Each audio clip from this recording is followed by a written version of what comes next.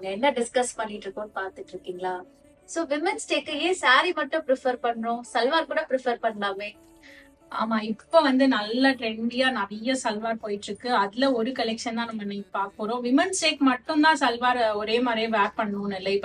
இப்ப நம்ம girls trip அந்த மாதிரி எல்லாம் கூட நம்ம நிறைய பிளான் பண்ண ஆரம்பிச்சிட்டோம். சோ அதுக்கெல்லாம் கூட நீங்க இந்த மாதிரி எனி ஒன் டே நீங்க இந்த மாதிரி ஒரே மாதிரி வேர் பண்ணி போட்டோஸ் எடுக்கலாம். சூப்பரா இருக்கும். சோ அதுக்கு நம்ம கிட்ட நிறைய கலெக்ஷன்ஸ் இருக்கு. அதுல ஒண்ணுதான் இன்னைக்கு நானும் சுபஸ்ரீயும் வேர் பண்ணுவோம். சூப்பர் சாஃப்டான ஒரு அம்பர்லா கட் குர்த்தி தான் நம்ம இன்னைக்கு பார்க்க போறோம். With 3/4 sleeve. ஸோ இதுல பாத்தீங்கன்னா ஒரு பேட்டர்ன் ஒர்க் மாதிரி கொடுத்துருக்கோம் நெக்குக்கு. அண்ட் சேம் பேட்டர்ன் வந்து உங்களுக்கு எபோவ் அந்த சூட் வரும்.